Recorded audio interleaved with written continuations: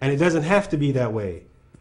You do not have to slaughter millions of people to get access to the cobalt for your colored television, or access to the cobalt for your aerospace industry, or access to the copper for your automobile industry. All right, you dealing with the economy, you want the coltan. Man, Congolese people.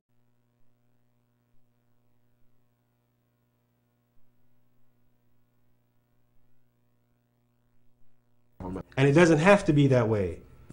You do not have to slaughter millions of people to get access to the cobalt for your colored television, or access to the cobalt for your aerospace industry, or access to the copper for your automobile industry. All right, you dealing with the economy, you want the coltan. Man, Congolese people don't eat coltan. Congolese people can't eat gold. Talk to the Congolese people. We're going to let you get the resources, but for God's sake, stop killing the people. Stop letting Rwanda, Uganda, and Joseph Kabila kill with impunity. The situation in the Congo is not just a Congolese issue. It's not just an African issue, but it's a global issue. It's a worldwide issue. Congo is a part of the second largest rainforest in the world. It's vital to the fight against climate change. If you're concerned about climate change, you should be concerned about Congo. Half of those who have died as a result of the conflict are children under the age of 5. So if you're a child advocate, if you're concerned about children, you ought to be concerned about what's happening in the Congo. If you're concerned about women, if you have a mother, a sister, you ought to be concerned about what's happening in the Congo. If you drive an automobile, or fly in airplanes, or own a cell phone, as a human being, at the very least, you ought to be concerned. You ought to say something. You ought to want to find out why this is happening. You ought to be moved to want to bring an end to it.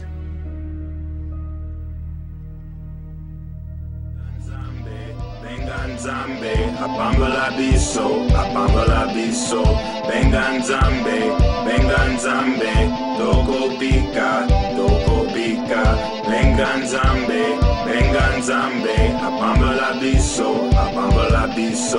benga nzambe, doko bika, benga nzambe. 8 out of 10 people in Congo are unemployed and live on 30 cents or less per day. À Kinshasa, 9 filles des rues sur 10 vivent de la prostitution. For Congolese children, the tragedy is endless. Massacred in their villages by machetes or recruited as child soldiers, hundreds of thousands of children are victims.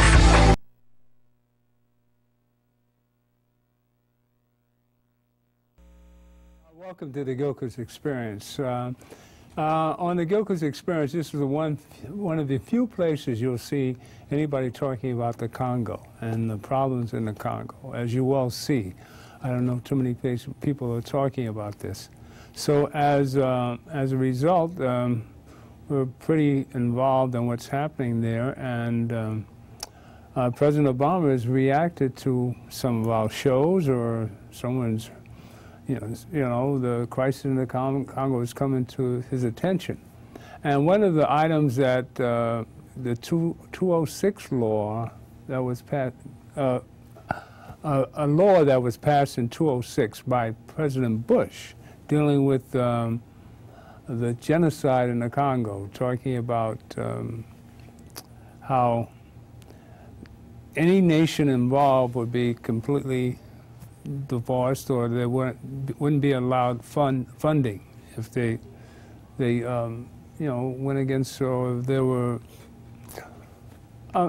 This is a problem, all right? And Professor Ngemi is supposed to be here today, and Graham Weatherspoon is here, and we've gone over some items. I'm confused because the law that was passed in 206, President Obama has just made an amendment to that.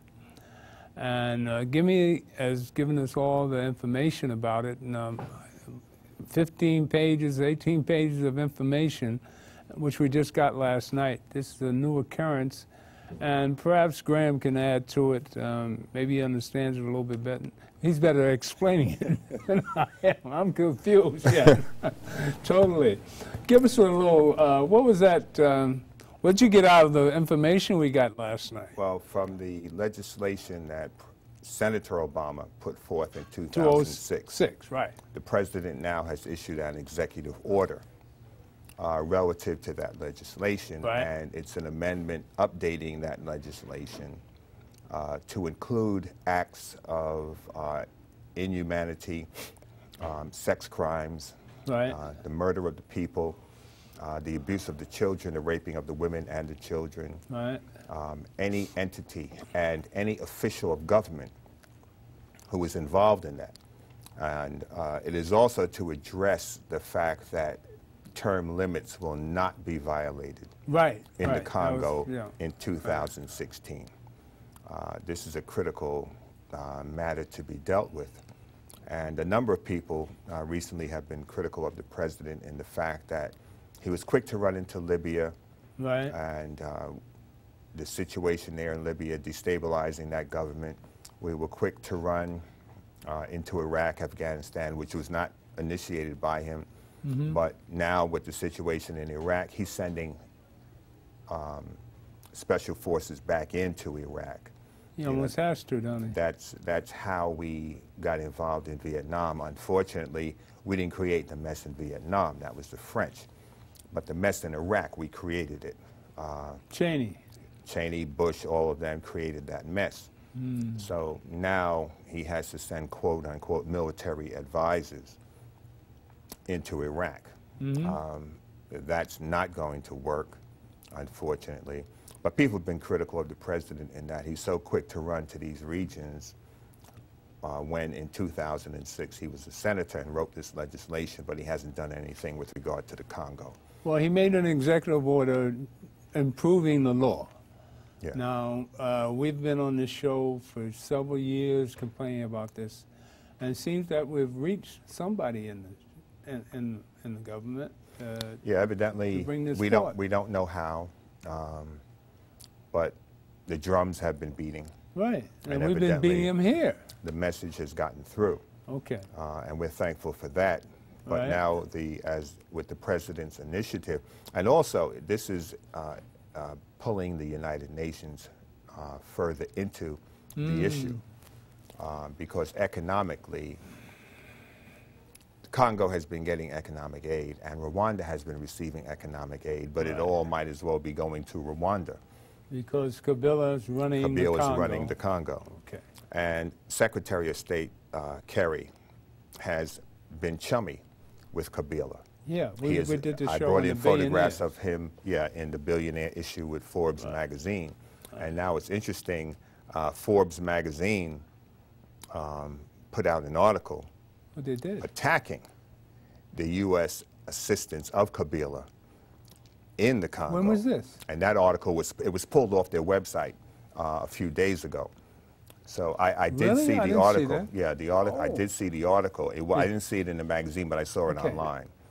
And they are now being somewhat critical of the fact that, and it's brought out, Professor Ngemi has, in the documentation he sent us, it talks of how U.S. security is being undermined by Kabila and by the Rwandans who are coming here disguised as Congolese, seeking political asylum. This is a story that you must hear from a Congolese who's Professor Ngemi. This is amazing how this has been going on since 2001, how the Rwandans, who President Kabila, who's taken over the Congo, is not even Congolese. He's a Rwandan. Now, supposedly the Rwandans are coming into this country, mind you, coming to the U.S., posing as Congolese, all right? Now, this is a problem which has existed for the last 13 years at least. And Professor Ngemi, who we're waiting on now, hopefully he gets here, well, just sent us this information last night, so we're just reading up on this. And so with this improvement in the law, by President Obama, we come more problems. So we have a country since 2001 that's been receiving fraudulent refugees from the Congo. Yeah, they're not actual political refugees from the Congo. They're Rwandans. I thought that's how they were getting here. They were getting here, posing as Congolese refugees. Right. But they're not Congolese. Right. They're Rwandans. Right. So when you and come make the point that Kabila, running the Congo right now, is Rwanda, not Congolese. He's Rwandan, precisely. And he was shaking hands with John Kerry, Secretary of State, inviting billionaires to come invest in the Congo, mind you. You know, it's surprising to me. I was thinking about this today. I said, well, the Secretary of State should be brought up to speed with all of the affairs of state. Right. Now, this is a law that was enacted while John Kerry was in the U.S. Senate. In 2006? Right. Okay. Right. A law that was enacted while Barack Obama was in the U.S. Senate. So this should not be foreign to John Kerry. And for Kerry to have been palling around with Kabila in those photographs with Ford. No, don't say he couldn't know, because you have to vote on the legislation. Now, not to say that they voted any for senator, Iraq and they didn't know. well, nobody read anything about with regard to Iraq or even the Patriot Act. None of them read the legislation. But it would be interesting to see whether or not Kerry was present when this bill was voted on, when it was presented by Barack Obama. Well, who can tell the difference between Rwandan and Congolese? You the can't. Congolese? See, but this is the thing. Well, we're lucky enough to have a Congolese sitting with us and giving all this information, or we'd be in the dark like everybody else. So for John Kerry to be the Secretary of State, this is the point I was going to make. How could he not know about the situation in the Congo prior to him coming to the post as Secretary of State?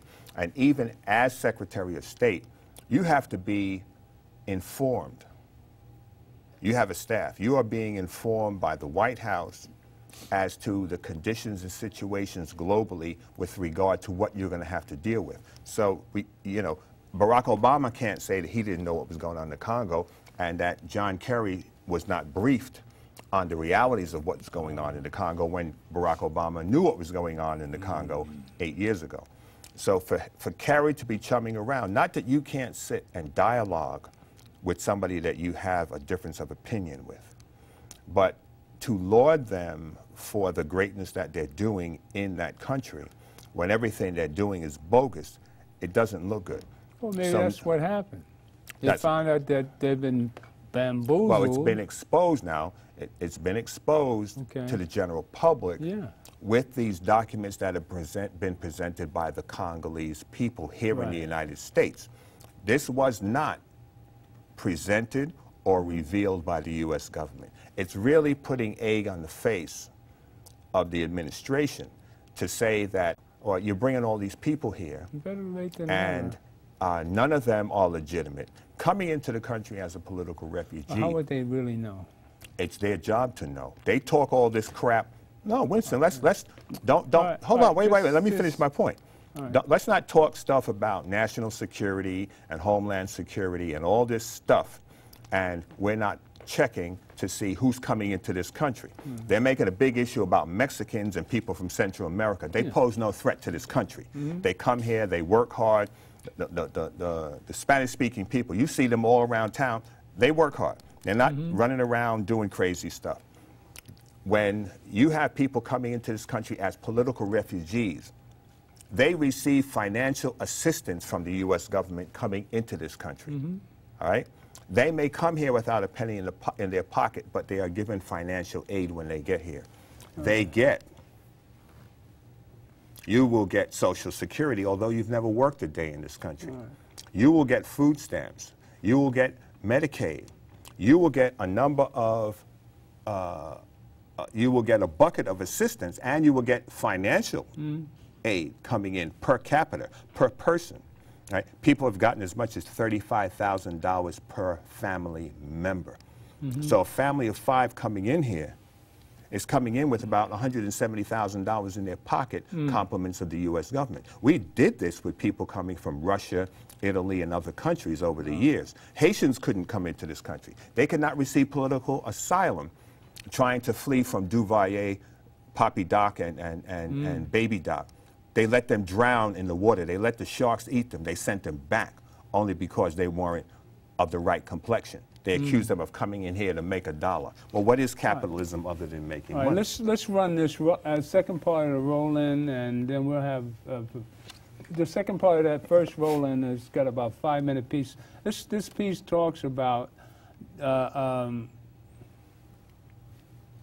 President Obama and the 2006 law. So just run the second half of that piece, and we'll have Professor Ngemi maybe give us a little briefing about what we're going to talk about and this important information. All right, just run the second part of that clip. We'll be right back at you. All right. Sorry to be alone. For generations, the way the United States has been involved in Central Africa has helped perpetuate tyranny and dependency. So, when you see these prescriptions coming out of Washington and they say, well, we tried everything, you know, we support peacekeepers, we've had peace talks, it's usually within the parameters of maintaining the current order. This has serious implications in terms of what people don't talk about, U.S. foreign policy. That's where the problem lies. It has something to do with the United States and Great Britain supporting strong men in Africa rather than supporting the people. Now, it's easy to point fingers and to pin the blame of these problems on others. Yes, a colonial map that made little sense helped to breed conflict. The West has often approached Africa as a patron or a source of resources rather than a partner. But the West is not responsible for the destruction of the Zimbabwean economy over the last decade. Wars in which children are enlisted as combatants. But now, Obama, when he went to Ghana, he had a huge speech, you know, that really woke up Africans. You know, he was very harsh. He was almost as a dad telling the kids, you guys need to get your act together. You know, you can't have election here and sprinkle some elections there and call that democracy. That was good for him to say that, saying that, you know, he's demanding that there are some accountability for political leaders in Africa. But he said something that still sticks with me today. He said that America is ready to support strong institutions, but not strong men. Africa doesn't need strong men. It needs strong institutions. As for America and the West, our commitment must be measured by more than just the dollars we spend. I pledge substantial increases in our foreign assistance, which is in Africa's interests and America's interests. But the true sign of success is not whether we are a source of perpetual aid that helps people scrape by. It's whether we are partners in building the capacity for transformational change. So, there are a whole series of things that can be done, keeping in mind that the ultimate solution is going to come from the Congolese people themselves. Our role on the outside is to make sure that we create the space for them to solve and address the challenges that they face. There's a strong desire for democracy in Congo, with leaders poised to start fixing their country. But key to their success is international pressure on Rwanda and Uganda to stop their destructive intervention. President Obama seems to understand this. For years, he has been an advocate for Congo, and as a senator, he co-sponsored a law that outlines a comprehensive strategy for Congo to realize justice. But key elements of this law have not been fully implemented. So, President Obama wrote a law to support the Congo, signed into law in 2006 by George Bush, the president then, co-sponsored by the Secretary of State today. That law is the most comprehensive law you can think about when it comes to supporting the Congo.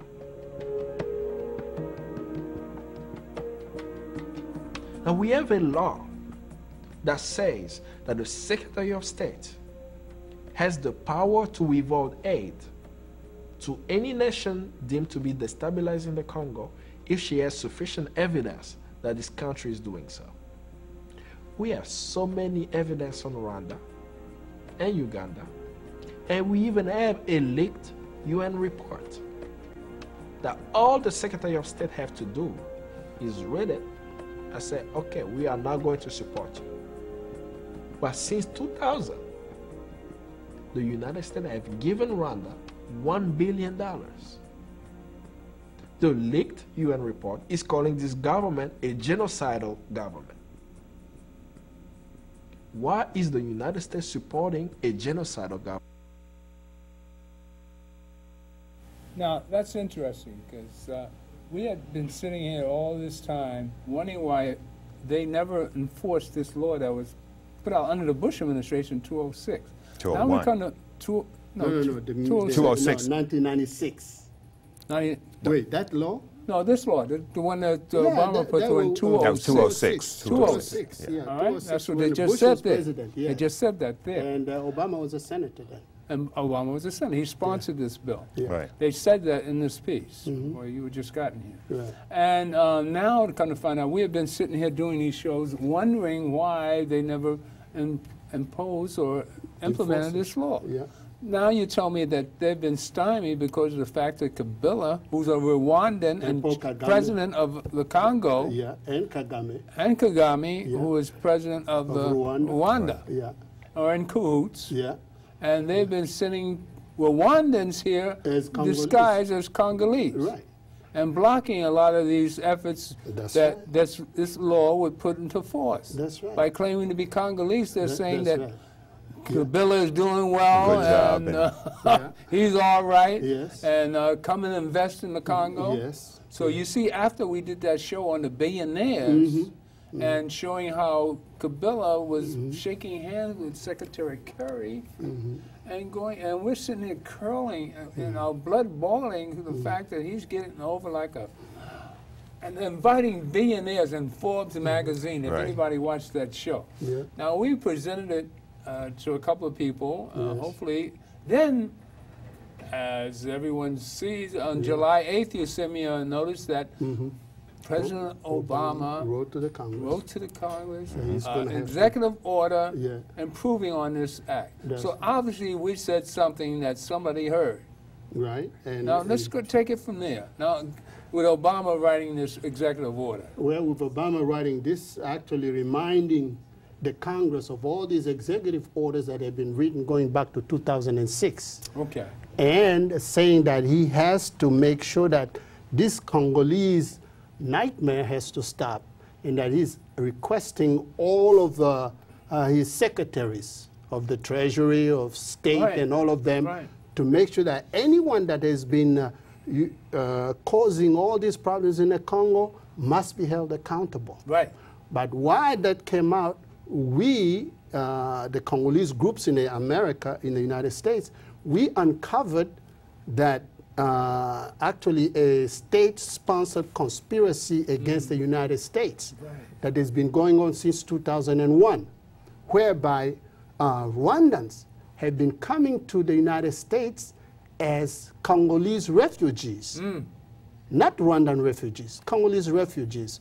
And so therefore, Rwanda, Paul Kagame, working with Joseph Kabila, providing Congolese identity to Rwandans, sending them in the United States as Congolese, and these Rwandans have infiltrated the United States institutions, agencies, posing as Congolese, and therefore slowing down or stopping the United States from actually doing the things that were in the 109-456 law that Obama sponsored, and also in all of these resolutions that America could have implemented to stop the genocide going on in the Congo and to stop the rape of the women and little girls going on even today. Right. And so we have sent that documents to the State Department, right, and to Homeland Security, exposing this this criminal actually breaking of the law of the United States immigration laws. Right. And so we are hoping now that the Obama administration can see clearly that we have tens of thousands of Rwandans in the United States passing for Congolese. And they have, you know, they've gotten education, they have gotten jobs, they have gotten training. Some of them have become U.S. citizens working for the U.S. government as Congolese. So therefore, they're blocking anything that could have stopped and ended the gang raping had taken place in the Congo and the genocide in the Congo. You know, the letter that the president sent to Congress, and I want to read part of it because it's very key. It says, pursuant to the International Emergency Economic Powers Act, which is the Section 50 of no, the U.S. this is Code. The new one, the one he sent on the 8th. Okay. He has issued an executive order taking additional steps with respect to national emergency declared in the Executive Order 13413 of October 27, 2006. Right. Now, this is enjoined, and that is directly speaking of the situation in the Congo. And it is also, the regional stability was addressed by the United Nations Security Council in a resolution in resolution number 1596 in April 2005, and again in December of 2005, and again in 2006. And it says that it constitutes an extraordinary threat to the foreign policy of the United States. To address that threat, Executive Order 13413 blocks the property and interests in property of persons listed in the annex to Executive Order 13413, or determined by the Secretary of the Treasury in consultation with the Secretary of State to meet criteria specified in Executive Order 413. As people have come in, and this is what he's talking about. Explain that. Yeah, but that's what I'm going to say. People that have come into this country, people that are involved in the decimation of the Congo, people who are profiteering from that, will be dealt with by the Secretary of the Treasury and by the United States Secretary of State. How does that apply to the Forbes article we went over the last show we did on the billionaires? There's another one that came out on January 30th. No, let's go but back. the same thing, that Joseph Kabila has become a billionaire, right? He has stolen He's stolen the money. He's got the money in Europe. $15 billion. We spoke about it then, and Forbes wrote about it again on June 30th. So that means that President Obama wanting to end the situation in Congo is going to have to go through these three things we're talking about. Right. Number one, the billions that have been stolen from the Congo by Joseph Kabila and by Paul Kagame and by Museveni. These three guys, Museveni is the one in Uganda. Uganda. Right. Okay. And the U.S., the United Nations, has documented the billions of dollars these three leaders have stolen. Okay. That's number one, because unless President Obama called these three guys to account, not only for the billions of dollars they have stolen, but for the millions of the people that have died. That's number one. But number two, there's an impact on the U.S. national security. Okay. That you have tens of thousands of foreigners, Rwandans, who have lied and actually helped by Paul Kagame, the Rwandan government, the Congolese government, and the Ugandan government for them to come here pretending to be Congolese and have acquired asylum in America, tens of thousands since 2001 as Congolese, and therefore they have infiltrated American government, American security agencies, American institutions as Congolese, but they are here actually to work for Paul Kagame, for Uganda, for Rwanda, and for Kabila. How is it all these years, you're a Congolese, how come you've never discovered any of these people? Well, we never knew that it was a state-sponsored problem. I told you that we met with... Have you ever met Congolese who you knew were Rwandans? Yes, but we did not know how they were coming in here. And they would try to avoid you. Now, there was a group that just came this past June. Yeah. June 27th in Florida, in Orlando. How many? Hundreds of them. Hundreds. But when they came in, watch this. Before they came in, the people, the agency that was bringing them, contacted the Congolese group in Orlando, saying, "Oh, you got fellow Congolese coming here for asylum." So the president of the organization went to the airport to meet with them. He gets to the airport. They present him to the people. He asked them, "Where are you from?" They wouldn't say. They say, "We Congolese." Okay. Do you speak French? No. Do you speak Lingala? No. Do you speak Swahili? Very little. What do you speak? We speak Kinyarwanda. Which is Rwanda. And Kinyarwanda is not spoken in the Congo. So these people... But they couldn't even speak the Congolese language. No, they didn't speak any Congolese language. But check this out. You know what Paul Kagame did in 2001 after they killed Laurent Kabila? They introduced in America a document that changed the history of Eastern Congo. When did you discover this? We just discovered this like a few weeks back. That's why we just submitted the document. A month ago. Yes, less than a month ago. So we've been doing all these shows. We did not know. We did not know. Well, how do you feel about all that? Man, you're talking about... Listen, how do I feel not only as a Congolese activist, but as a U.S. citizen? Yeah, American. You understand that? Bamboozling us like... Exactly. You know, and here's the part. And you wonder why we were getting such a hard time. And you wonder why things never worked out. That the crime is still going on because you have Rwandans in the U.S. U.S. government, understand that. The State Department. You think they're working in the government? Yes. You have some working in the government. You know that for sure? I know that for sure. Of course. You know, and hey, let's go to the White House. You know that our sister Susan Rice, do you know that she has economic interest in Rwanda? Paul Kagame is a personal friend of Susan Rice. Oh. But you know, this bill states that anybody, government official, leader, anybody involved in any of the military actions, the slaughtering of the people, anybody involved in business, reaping financial reward. Susan Rice is reaping financial rewards in the Congo. Their assets are to be seized. They're to be frozen, according to this bill that he's presented to the Congress. Don't leave her alone. That woman is complicit with what's going on here. What do you mean leave her alone? Leave her alone for what? She's part of the problem. I know she's a sister, but come on. She's not a sister. Huh? She's not a sister. You have, how many millions of people have died in the Congo?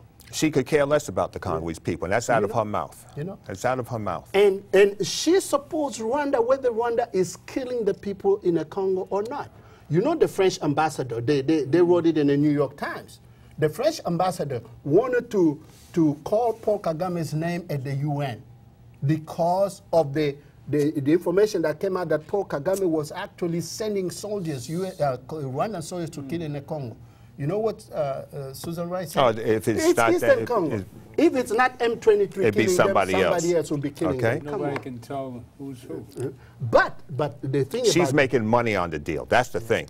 She's in there. Sure. Clinton has been in all these places making money as well. Well, there's no mystery about her. There's no mystery about this woman. As far as any normal American citizen, if we didn't know Professor Ngemi, I mean, we'd be all in the dark. All right? So, I mean, we have to give people a little slack on that. And by the way, we're fortunate enough to know you. Yeah, this document... And we've been talking about this since 2000? When did we start this? Yeah, when Reverend Grant started the group. 2000. But here's the problem, is that you have an official document that is being sponsored by the State Department. We send them the documents. We send them everything.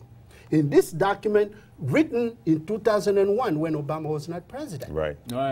And this document is giving the United States State Department a false history of Eastern Congo, saying that, watch this, that in Eastern Congo, you have a group called the Tutsi and the Hutu and the Banyamulenge that have been there in a Congo. Which never existed. Never existed. That has been there since 1800. Listen to this. And that the Congolese, quote-unquote, majority discriminate these Hutus who are a minority in the Congo.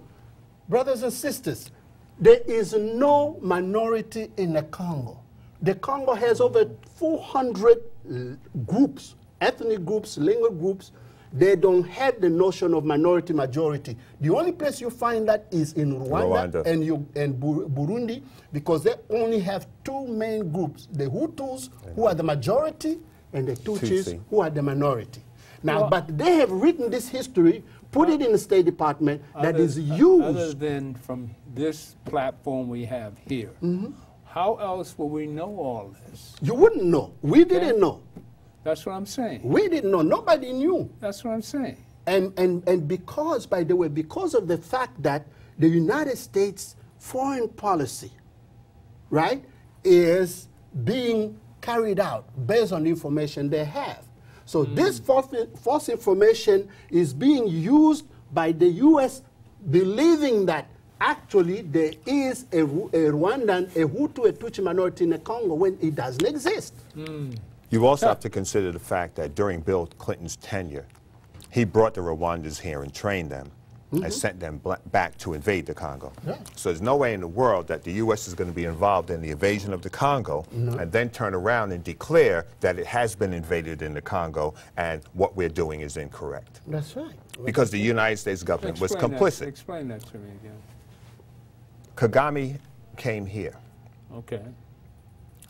Was trained by the United States. What year was this? In the 90s. In the 1990s. When Bill Clinton was president. So he goes back. He takes, his men are brought here and trained. We train military forces from other countries around the world. That's what we do. Okay. So his people go back and invade the Congo. From Uganda. No, first they invaded Rwanda first. Because Paul Kagame was in Uganda. Ugandan army. When he was trained. Then he goes back to Uganda. Now, how was Bill Clinton bamboozled? He wasn't bamboozled. Well, let me put it to this way.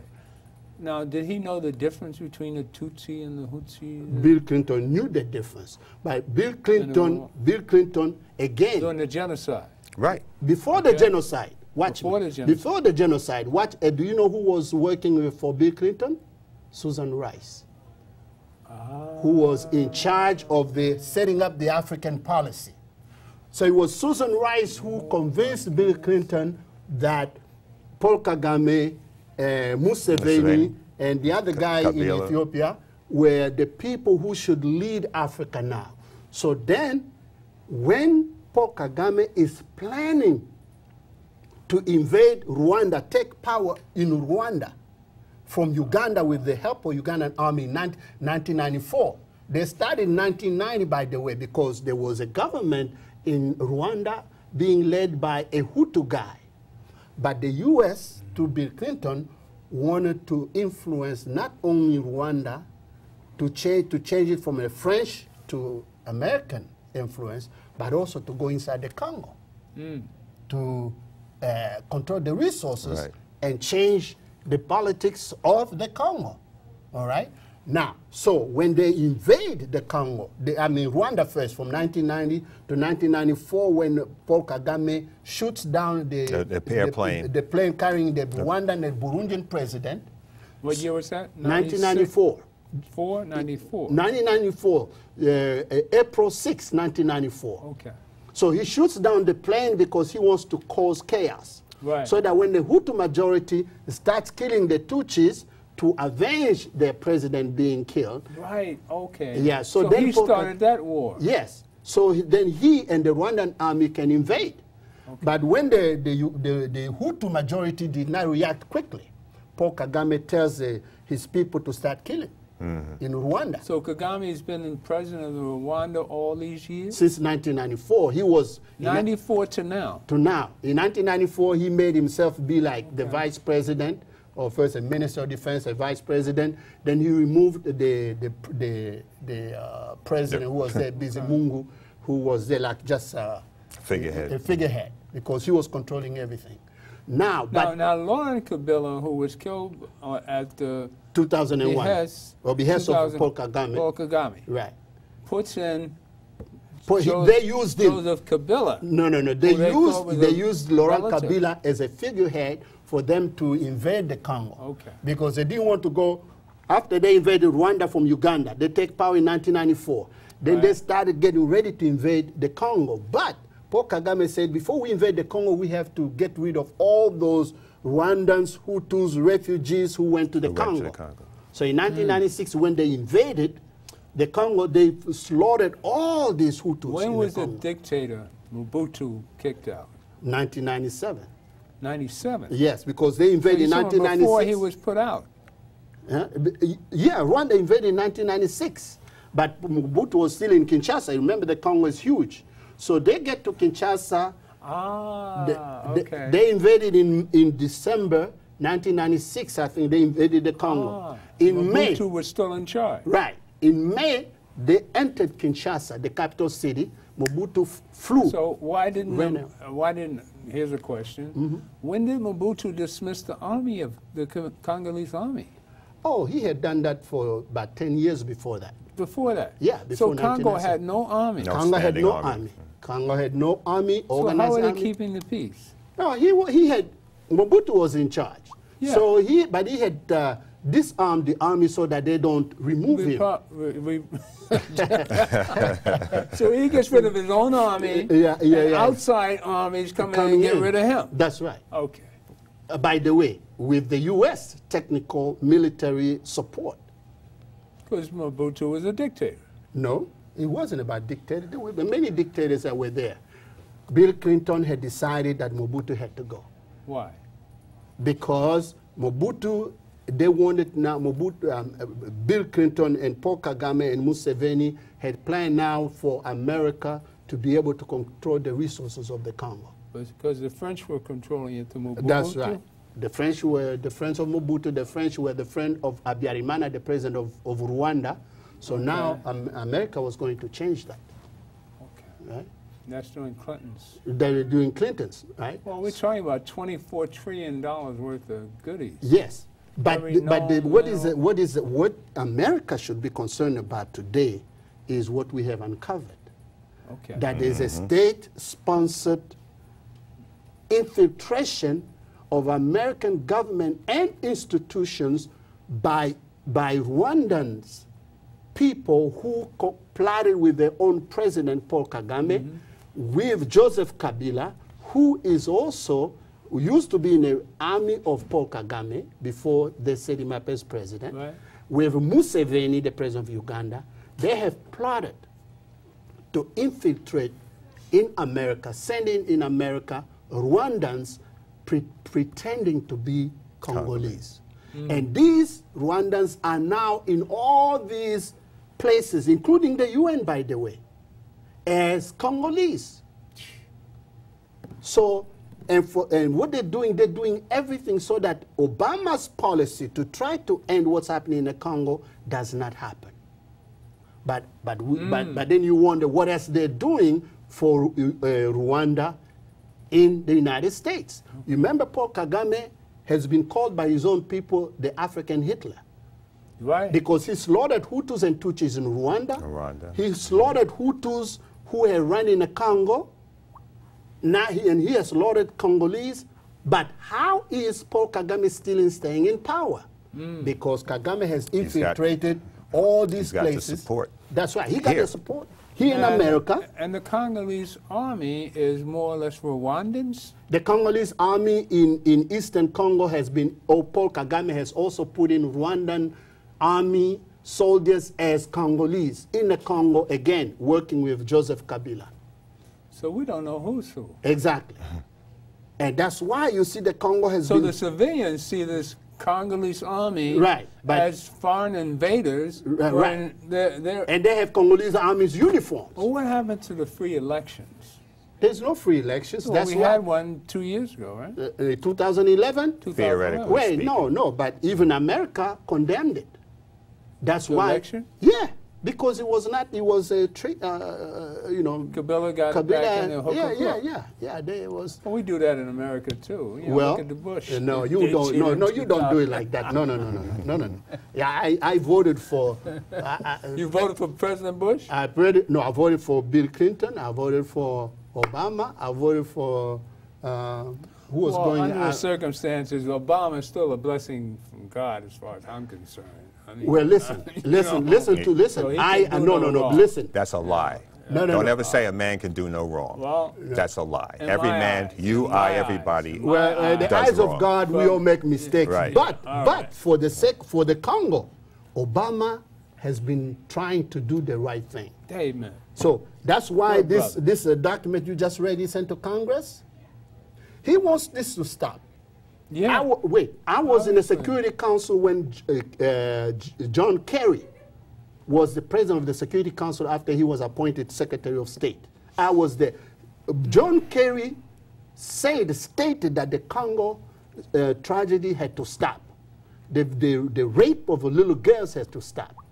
But I'll guarantee you, John Kerry did not know that he has Rwandans working as Congolese in America, trying to block every effort they have been making for them to end this. Okay. That's what we exposed. That's what we're sending out.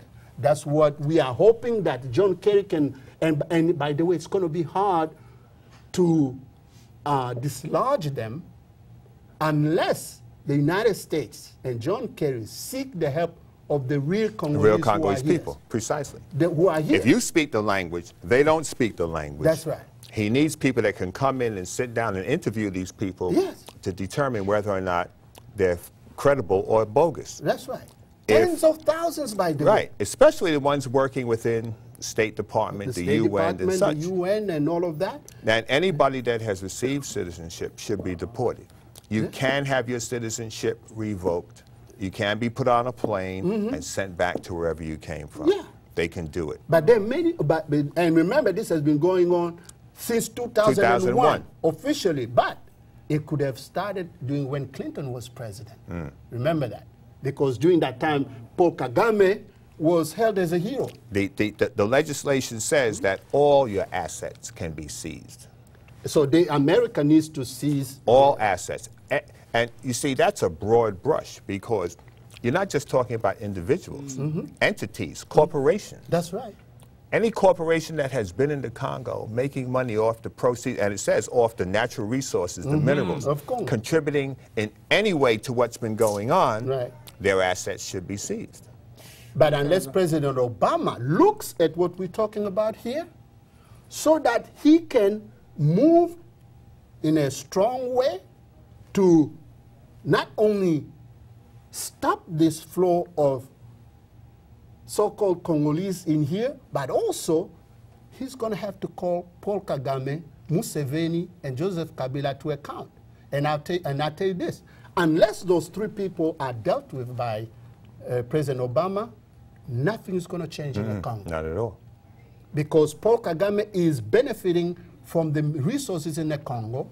He is getting his people to take Congolese citizenship in collaboration with Joseph Kabila so they can take over Eastern Congo. Museveni is doing the same thing in the Upper Congo, northeastern Congo. And again, the UN has documented that. In fact, Uganda owes the Congo $5 billion from Congolese gold that Museveni took. The International Court of Justice declared that, and it hasn't been paid. I mean, it's a little bit much for us to expect. I mean, we got what we got so far. Dealing with all the traumas of the world, I don't think Obama can do anything about the Congos. More or less, I mean, going there and policing. He's running to Libya. He's running everywhere else where far few people are impacted. Coalition. He's running to these countries where far few people are being impacted, far fewer numbers of deaths, and there's no reason. If he can run back to Iraq, and if they can run to Libya, they can run to the Congo. Well, let's see how many Republicans we find. Don't care about party. It's not about the party. It's not about party, Brother Winston. You think the billionaires are running in there in the Congo making all this money? And guess what? The billionaires are the one blocking also here in America, right? That's what I'm for the U.S. government not to do it. But here, they're making all this money. You don't think the Republicans are involved with this? Okay, but the minimum that President can do is this. President Obama can do is this. Because this is violating the U.S. law. Right. Right? Okay. By bringing your citizen to America under the false identity of another country. Yeah, you give them something to work with. Right. This is you violating the law of America. And this, both the Republicans, wait, we're talking about the children coming from South America, Guatemala. Right? They have the identification of every one of these alleged Congolese that have come into this country. They have them. They have them. They have them on a green card. Yes. They have them. It's not like people coming in from Central and Latin America. No. They know every last one of them. They know where they are. They know Yes. where they're working. They That's got their right. social security number. That's They know right. where they're working. That's They right. could go and pick up every last cotton picking one of them tomorrow if they wanted to. That's right. With no problem. And that's what we're asking America to do. That's what This is not a mystery. No. If we have your They have the social security identity. number, we know exactly where you work. Make it plain. Look, It is plain. It's that simple. We send the State Department the document, the official document that they've been using for these Rwandans to come here as Congolese. We wrote to them a 13-page document explaining the false history that Paul Kagame has put forth since 2001. So they broke the law Right. from the inception. It was a conspiracy. Exactly. So none of their citizenship is valid. That's right. All right, well, let's see. They're in what violation we've of the done U.S. here. Code. You know, let's see what we've done here. Okay. Again, you're watching the Gilchrist Experience, and very few shows talk about the Congo, as you well see. But I just want to play a little piece. It's only a minute long. Play that little roll-in about the crisis in the Congo, so we can re-emphasize what the plight in the Congo is. All right, and then we'll come back and discuss this a little bit more.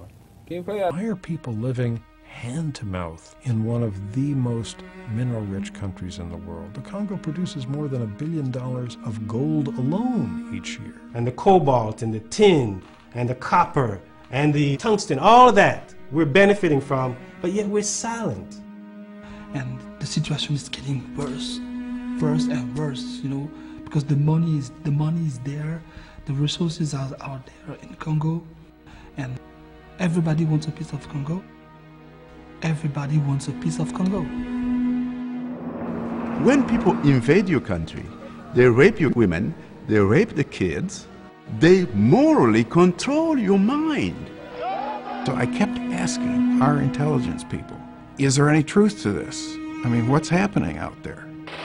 There's a global consensus that exists that says it's okay for nearly 6 million black people to die in the heart of Africa and for us to be silent.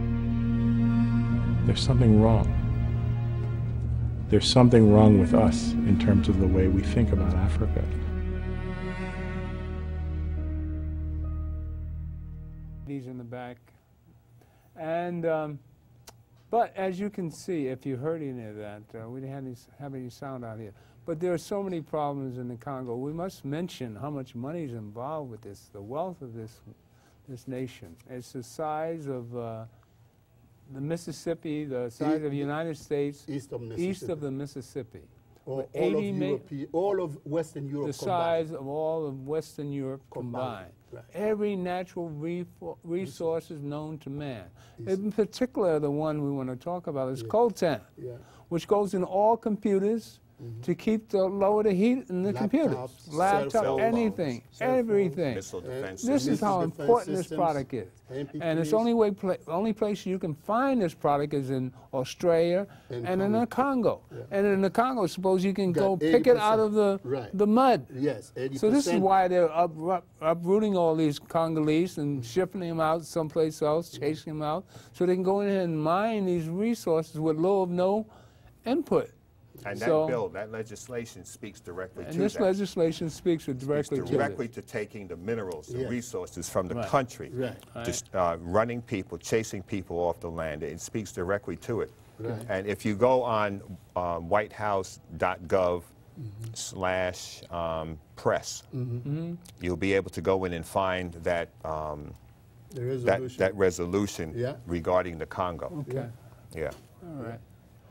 And I think that talking about, because you were going to show the piece that shows about what has been going on, crisis in the Congo, uncovering the truth. And even when that was going on, we still didn't know what Paul Kagame has been doing here in America. Right. See, this is what is so of concern to any and every American, especially President Obama, that you have a foreign government that has infiltrated the United States, brought its citizens here under false identity of a suffering people. Because see, America wanted to help the Congolese refugees. You follow me? In Eastern Congo, the women they're raping. By these Rwandan women coming here, they're lying to America that, oh, we were raped. They were not. They are being picked up, selected by the Rwandan government. Well, how many Congolese, real Congolese, are getting here? None. Not from, wait, you see Eastern Congo? I mean, some of them got to be getting here. If you read the book, the camps where these Rwandans are being brought here are located not in the Congo, not in Eastern Congo, in Rwanda, in Uganda, in Burundi, I think in Kenya or Tanzania, in South Africa, none in Eastern Congo, where women are raped multiple times. Right? If you go to Panzi Hospital where Dr. Mukwege treats women, he treats them, he sends them back home, they gang rape them again. They are brought back. When these Rwandan militias and Ugandan militias invade the villages in the night, people run into the forest. They know they cannot go to Rwanda or Uganda because these are the countries that are killing them. So these Rwandans, women, men coming out of Rwanda and Uganda, Congolese people can't go there. So if America knew what was going on, America would be bringing Congolese from Eastern Congo, from Bukavu, from Goma, from the where MONUSCOs, you know, the UN soldiers are. Next to them you'll find a camp where Congolese people run to come and hide and stay there so that they will not be killing them. But none of these refugees are coming from Eastern Congo. According to the book, the United States own book. We got a minute, 40. So, gentlemen, this has been intriguing as always. We have sent the information to one thing I like to say that, you know, all the years that we've been doing this, and all the years we've been talking about this, this is one of the most fruitful years. I think we really feel we're getting some progress, and somebody's listening. So it's good to hear that, you know, somebody's listening, because we made progress. We're unveiling new items every day. So again, the God in me loves the God in you, and stay tuned for more information about the Congo. Remember, this is a human story. You know, this is really at the heart of what America's all about. This, you know, saving the persecuted. Amen. God in me loves the God in you, and thank you for coming to the Gilchrist Experience.